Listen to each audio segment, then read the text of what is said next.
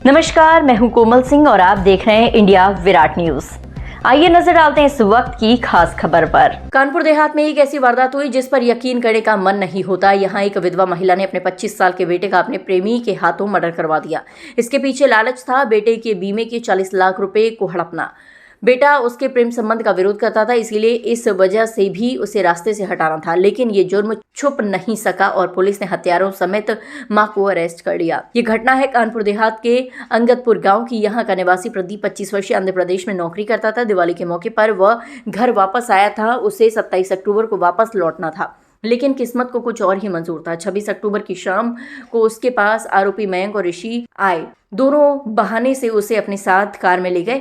सुनसान जगह पर प्रदीप के सिर पर हथौड़े से वार कर हत्या कर दी गई। हत्या को सड़क हादसे की शक्ल देने के लिए उसे हाईवे पर फेंक दिया। उधर जब प्रदीप घर नहीं लौटा तो उसके चचेरे भाइयों ने उसकी गुमशुदगी की रिपोर्ट दर्ज कराई। इसी बीच पुलिस को सूचना मिली कि बलहारामऊ रोड पर किसी युवक का शव पड़ा है। पुलिस मौके पर पहुंची तो देखा कि प्रदीप का लहूलुहान शव सड़क के किनारे पड़ा था। पुलिस ने इस शव को पोस्टमार्टम के लिए भेज दिया है। देखिए, ये प्रदीप उर्फ सुक्खा 22 वर्षीय निवासी था।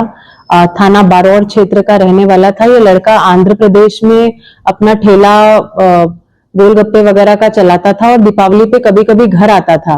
अब इस लड़के का रिश्ता अपनी माँ से उतना अच्छा नहीं था। ये जब भी आता था बाबा के पास ही आता था।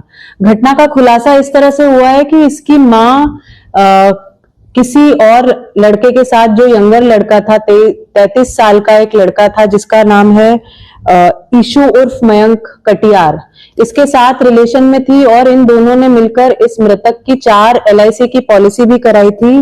4 लाख, 6 लाख, 8 लाख और 15 लाख रुपए की। तो इनकी कार्य योजना ये थी कि हत्या करके हम इसे रोड पर इस तरह से इसके शरीर को रखें कि ये एक्सीडेंट लगे। कुछ पॉलिसीज इसमें ऐसी भी थी कि in case of accident claim amount double हो जा रहा था। इन पॉलिसियों का जब अवलोकन किया गया तो इसमें कुछ नंबर जिसके ऊपर पॉलिसी है प्रदीप, उसका मोबाइल नंबर नहीं होकर जिसने हत्या कारित कराई है ईशु उर्फ मयंक, उसके भी मोबाइल नंबर लगे थे। तो इसी घटना का खुलासा हमारी थाना टीम बारौर ने किया है और जो अक्यूज्ड है, सारे तीनों अक्यूज्ड को हमने पकड़ लिया है। पुलिस मुठभेड़ भी उसमें हुई है। जो जिस वेपन से उन्होंने घटना को कारित किया था वो भी रिकवर हो चुका है और इसमें कुल मिलाकर एक अच्छी कार्रवाई थाना पुलिस बारौर जनपद कानपुर देहात द्वारा की गई है। क्या मुख्य वजह रही? बीमा का पैसे के लिए बीमा का पैसा भी था और क्योंकि किसी और के साथ रिश्ते में माँ को देख करके बार बार टोकना, माँ के साथ रिश्ता नहीं रखना, हमेशा बाबा के साथ पास जाना। इनका एक और भी भाई है, ये छोटा भाई था मृतक, मझला भाई भी है, उसके लिए एक भी पॉलिसी नहीं है, लेकिन जो मृतक है उसके लिए 4 पॉलिसी है। तो ये कई बार संदिग्ध स्थिति में उसने देखा भी था माँ को इसके साथ, मयंक के साथ टोका भी था, जिसके वजह से गुस्सा भी था मन में और एक तरह से रास्ते से भी हट जाए और पैसे भी मिल जाए, आरामदायक जीवन आगे का कटे, इस तरह की मंशा थी।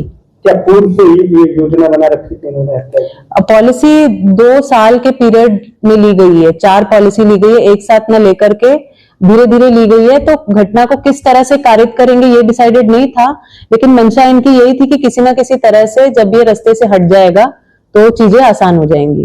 हत्या की क्या प्लानिंग की गई थी? क्योंकि सब जो है उसकी गाड़ी से ले जाके अपहरण। इसमें मृतक को जो है ये लोग वैगनआर से एक जगह ले गए।